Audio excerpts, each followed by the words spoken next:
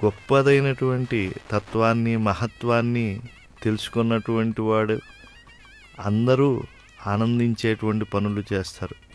ఈనాడు శ్రీవారి సేవలో ఆంధ్రప్రదేశ్ రాష్ట్ర ముఖ్యమంత్రి వర్యులు శ్రీ నారా చంద్రబాబు నాయుడు గారు వారి కుటుంబంతో దర్శనం చేసుకుంటూ ఉన్నారు. శ్రీ నారా చంద్రబాబు నాయుడు గారు నిన్ననే ఆంధ్ర రాష్ట్రానికి నూతన ముఖ్యమంత్రిగా వారు ప్రమాణ స్వీకారం చేశారు. ఎంతో అనుభవం కలిగినటువంటి వారు.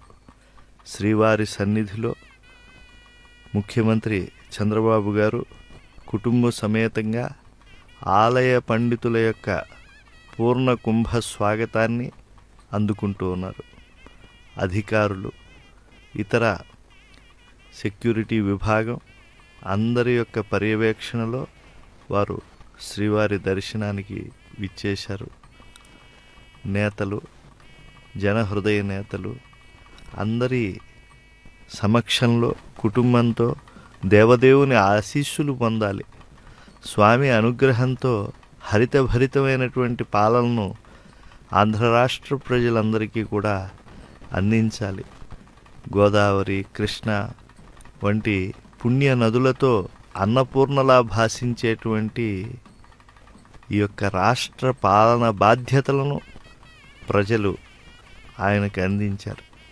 ఆ బాధ్యతను అందుకుని దాన్ని నేను చాలా ప్రతిష్టాత్మకంగా చేయాలి, ప్రజాహితంగా చేయాలి. అందుకు అఖిలాండ కోటి బ్రహ్మాండ నాయకుడు, ఆది మధ్యాంతరహితుడు, కలియుగ ప్రత్యక్ష దైవమైన శ్రీ వెంకటేశ్వర స్వామి వారి యొక్క కరుణా కటాక్షాలు నాపై ఉంటే నా ద్వారా ప్రజలందరూ కూడా అభ్యుదయాన్ని సాధిస్తారు.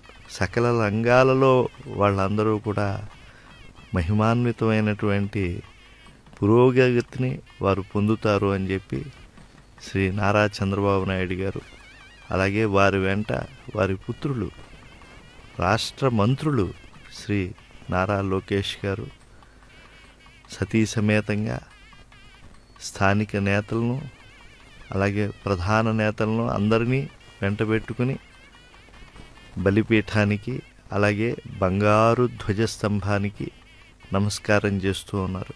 ధ్వజో జీవసముచ్యతే, జీవస్థానం ఆలయానికి ఈ యొక్క ధ్వజస్తంభం.